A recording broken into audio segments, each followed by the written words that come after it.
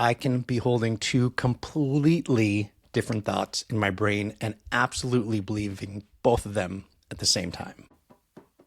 Welcome back to Neuroconversing Leadership, where we help you connect with people who think, work, and see the world differently. Whether that means an engineer and a marketing person talking together, or a project manager who needs to deal with citizens, government, multiple contractors, etc. Communicating with people who don't think the way you do and don't communicate the way you do can feel challenging, but those are exactly the people who can become your greatest allies. I'm Jeremy Doran, and I'm a coach, speaker, and now two-time author. I love to talk about both leadership and communication, so let's get started. My book is out. What a relief. The writing, and then the editing, and then editing again. And then once that's done, then there's the build-up for the launch. It was both tiring and rewarding. I'm so glad I did it, and I'm so glad it's done. Of course, it's not really done. Having it written and published is really just the beginning. And it wasn't seamless. I worked with a marketing company, and since they've launched books before, I just handed the reins over to them. They sent way more messages than I ever would have. I'm always concerned about not bothering people, not annoying them with too much.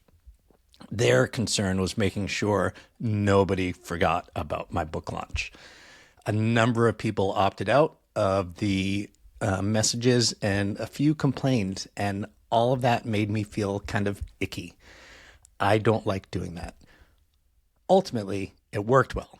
I am on the Amazon bestseller list, so I feel great about that. So it wasn't seamless, but it did work.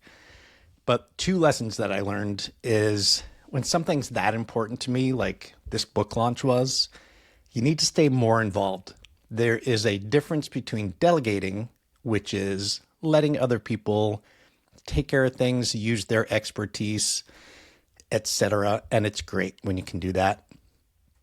But the other option is abdicate. And that's what I did. I just didn't really even look at the marketing plan. I assumed it was going to be good, and I just let them go with it. I should have stayed more involved. It's always a balance between wanting to make sure things done the way you want it to and being willing and able to giving up control. There's a balance in there somewhere, and I went too far on the giving up control. While I think they overpushed, I realized that I don't push hard enough. I let people know that I'm available to be hired, but I rarely directly ask for business. And that's bad on my part. I need to get better at doing that, at asking for the business. So ultimately, it's somewhere between. I don't go far enough in asking for business, and I feel like they went too far in being pushy. Got to find that balance. It's not easy.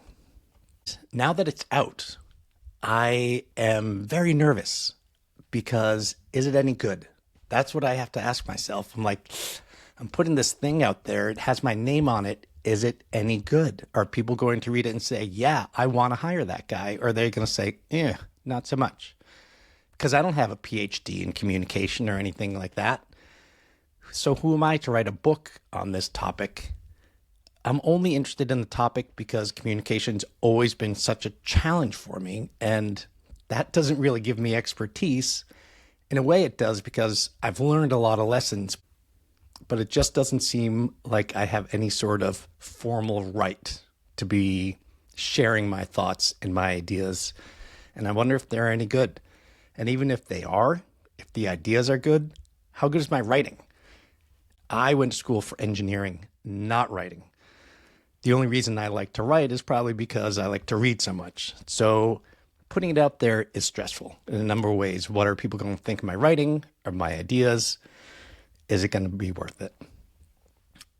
There's one reason why I think it might be worth it. I was lucky enough to, on my podcast, have a number of authors and great guests. I asked one of them to write the testimonial for the back of my book. He said, I'll only put my name on it if I've read the whole thing, which is fair. And he read it, and then he left me a message, and he said, that might be the best book on communication I've ever read. and I read a lot. In fact, that even includes my own. He's written a couple of books on communication, and boy, did that feel good. He also said that over 30 people have asked him for testimonials on books like this, and he's only done it 3 times. I felt great, and it felt like confirmation the book is good.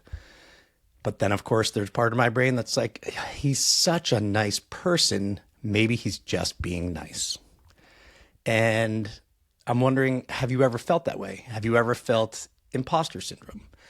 For me, I can be holding 2 completely different thoughts in my brain and absolutely believing both of them at the same time. I feel like this was a great work. And I also feel like, oh man, I don't think it's worth it. He was just being nice. I one time completed an Ironman triathlon, and a couple days afterwards, I had 2 totally different thoughts. One was, holy cow, I can't believe I did it. I just did it and I can't believe it. And then the other part of me was like, yeah, but it was slower than you were hoping it was. Maybe you failed. I'm curious of where you land on imposter syndrome, if you have it. Have you achieved something that you know is good and you still question yourself about it? Reach out to me and share. I would love to compare notes. Send me an email at jdoran@neuroconversintleadership.com. Don't worry, it'll just be our little secret. So I did some digging into imposter syndrome and how it manifests. There's a study out of Stanford that looked at 14,000 people across 62 studies. I'll put a link to it in the show notes. And it turns out that imposter syndrome shows itself in 2 different ways. The first way is a fear of being exposed as not knowing what you're doing. And what that makes people do is pretend that they know and stop asking questions. They don't want to look unqualified. I don't do that. I personally go the other way. I ask questions all the time, and I'm very comfortable doing so. I even encourage others to ask questions more often, partly because it helps in communication, partly because when you're willing to ask questions, it actually makes you look more confident and more knowledgeable. The second way that it manifests is not being able to accept when you have succeeded. That's more of where I land. So these people will work hard for something, but when they get it, they have a hard time believing that it's actually deserved. So that's how I feel within myself. And it also makes it hard for me to accept compliments. If someone says something nice to me, compliments something I've done or achieved, my first instinct is to deflect it and say, oh, it's nothing, or I just got lucky, or whatever it is. And I tell other people all the time, when someone gives you a compliment, the only answer is thank you. And I tell them that, but I need to remind myself of that often.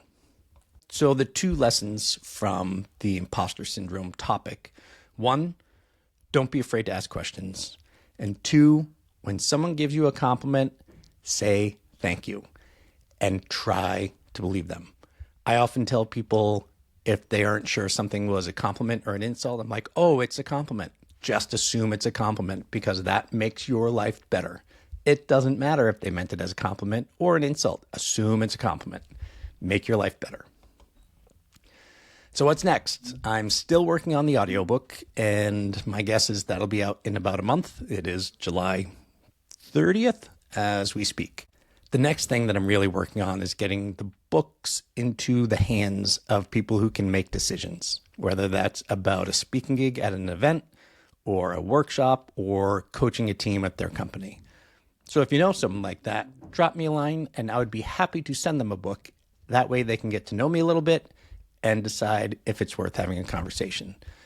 In the meantime, I personally am going to have to figure out the balance between asking and pushing for business without being too pushy. What would help me is if you can introduce me to people. That way, a warm introduction means I don't need to be pushy. So that's my ask of you. I'm hoping that wasn't too pushy. So thanks for listening to another episode of Neuroconversant Leadership. I sincerely appreciate my listeners and my guests who have shared so much.